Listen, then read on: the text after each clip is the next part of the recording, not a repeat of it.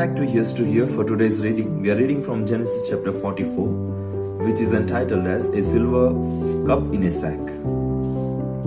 Now Joseph gave these instructions to the steward of his house.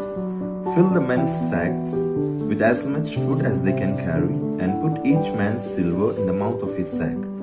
Then put my cup, the silver one, in the mouth of the youngest one's sack, along with the silver for his grain. And he did as Joseph said. As morning dawned, the men were sent on their way with their donkeys. They had not gone far from the city when Joseph said to his steward, "Go after those men at once, and when you catch up with them, say to them, 'Why have you repaid good with evil? Isn't this the cup my master drinks from and also uses for divination? This is a wicked thing you have done.' When he caught up with them, he repeated these words to them. But they said to him, 'Why does my lord say such things? Far be it from your servants to do anything like that.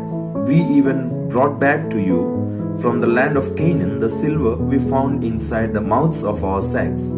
So why would we steal silver or gold from your master's house? If any of your servants is found to have it, he will die, and the rest of us will become my lord's slaves.'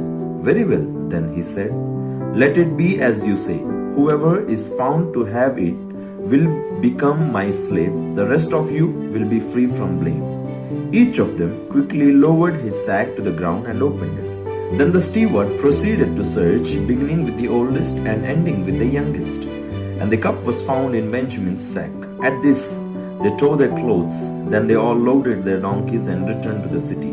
Joseph was still in the house when Judah and his brothers came in, and they threw themselves to the ground before him. Joseph said to them, 'What is this you have done? Don't you know that a man like me can find things out by divination? What can we say to my lord?' Judah replied, 'What can we say?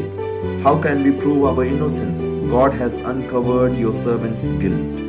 We are now my lord's slaves, we ourselves and the one who was found to have the cup.' But Joseph said, 'Far be it from me to do such a thing.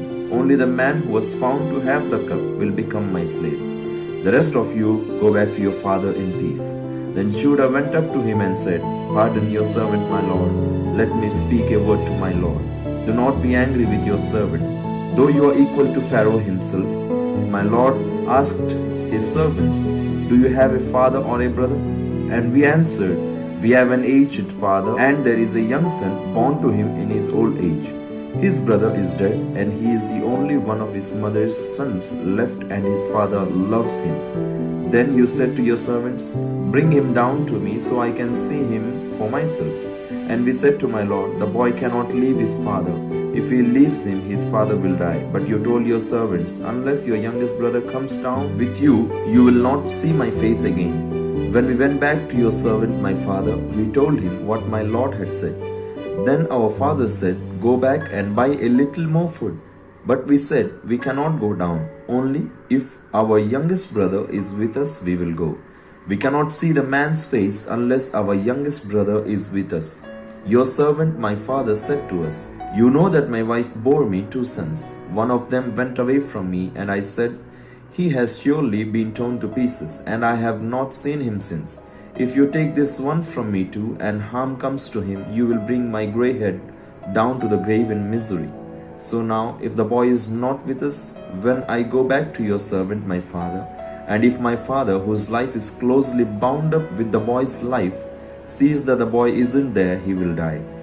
Your servants will bring the gray head of our father down to the grave in sorrow.' Your servant guaranteed the boy's safety to my father.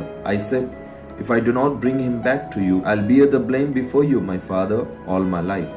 Now then, please let your servant remain here as my lord's slave in place of the boy, and let the boy return with his brothers.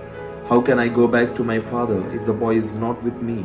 No, do not let me see the misery that would come on my father.' May the Lord bless us through the reading and hearing of his word. Amen. See you tomorrow.